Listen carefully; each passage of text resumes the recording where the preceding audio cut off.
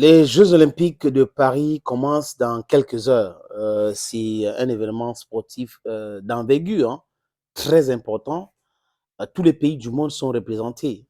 Donc, il y a les compètes et tous ceux qui sont qualifiés. Je sais, pratiquement tout le monde entier est représenté. Thomas Bach, c'est le président du comité international olympique. Bon, peut-être que je ne veux pas entrer dans ce qu'il a fait, ce qu'il n'a pas fait.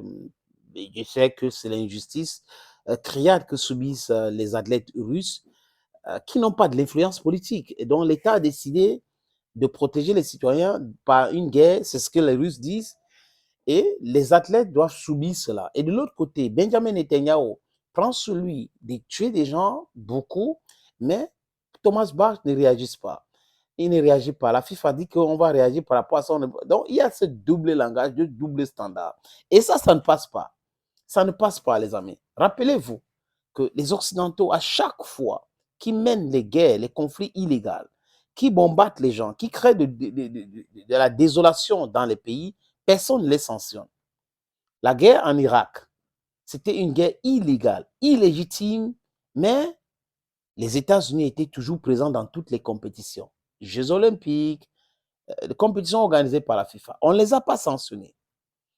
Euh, Parlons de la Libye. La Libye ne faisait pas partie de l'OTAN. La Libye n'avait jamais attaqué un pays de l'OTAN. Mais l'OTAN a décidé de venir terminer avec la vie de Gaddafi parce qu'il était là en train de vouloir préparer quelque chose de bien pour l'Afrique, l'émancipation, la libération, créer la monnaie africaine. Et là, il a été éliminé. On n'a pas vu la réaction de la FIFA, on n'a pas vu la réaction du comité international olympique. Mais avec la Russie, dans le football, on les exclut. Les Jeux olympiques, on les exclut.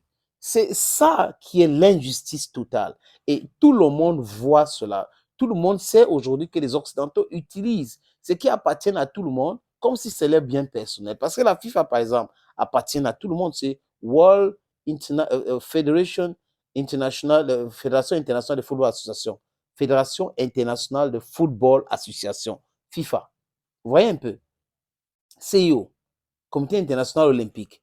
Mais à quel niveau CIO et les autres sont devenus quelque chose, les instruments entre les mains des Européens ou des Occidentaux? C'est ça qui pose un énorme problème sur la compréhension de beaucoup de choses, les amis. Et ces gens n'arrivent pas à comprendre que c'est ça qui énerve davantage le peuple du monde. C'est ça qui énerve davantage. Vous n'arrivez pas à vous rendre compte que ce que vous faites là ne passe pas. Si ça passait hier, ne passe plus. Les gens sont grands, les gens comprennent les choses, les gens sont politiquement éduqués, les gens voient de l'actualité, ils savent, ils peuvent comparer les choses. If you do a comparative story on all what I'm saying, you understand that I'm totally right. Thomas Bach, Gianni Infantino, vous êtes en train de commettre des erreurs. Et ces erreurs peuvent être fatales. Après la guerre, il peut y avoir une autre organisation où on va vous dire, OK, ici, on met ça de côté, on continue avec cela. Parce que c'est de ça qu'il est question. Le monde libre ne doit pas accepter les organisations que les Occidentaux ont leur main mise sur ça. Non, nous sommes tous libres. On peut décider si on veut aller à gauche, on va aller à droite. Mais les gens ne peuvent pas décider comment ils peuvent aller. Donc, ils partent à gauche, ils partent à droite comme ils veulent. Mais les autres n'ont pas le droit de faire la même chose. Si vous faites la même chose, on vous sanctionne. On vous dit Swift, on vous dit ceci, on vous dit Jeux olympiques, on vous dit le football. Ce n'est pas correct. Les amis, la France, aujourd'hui, a décidé de faire appel. Parce que la France est en difficulté.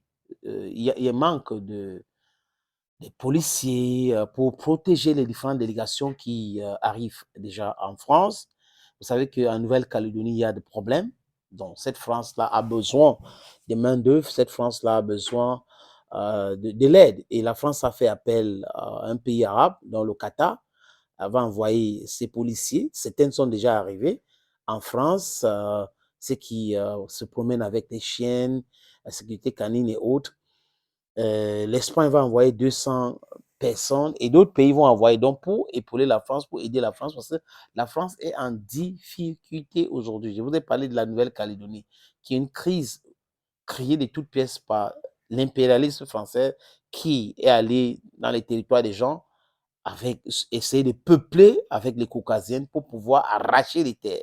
Mais ça ne marche plus comme ça marchait peut-être hier et les gens se réveillent. Donc les Kanaks suivent ce qui se passe en Afrique aujourd'hui et ils prennent le Burkina Faso, le Mali, le Niger comme exemple. Les amis, nous devons rester soudés. Le plus important est en train d'arriver. Donc cette France peut être en difficulté comme ça. Damanan, oui, Damanan, regardez, ils sont obligés de faire appel aux autres pays, les amis. C'est de ça qu'il est question aujourd'hui. C'est l'actualité en France. Vous verrez que ceux qui sont en France vont voir les policiers qataris, espagnols, ils sont là pour aider la France. Quand les autres pays organisent, vous vous rappelez de la Russie, il n'y avait pas de soutien d'un autre pays. La Russie a organisé, a géré seule. Mais la France n'arrive pas à gérer seule. Posez-vous la vraie question. Ce sont ceux-là qui nous donnent des leçons, qui veulent nous aider. Et gros n'importe quoi. Thank you, friends, and bye-bye.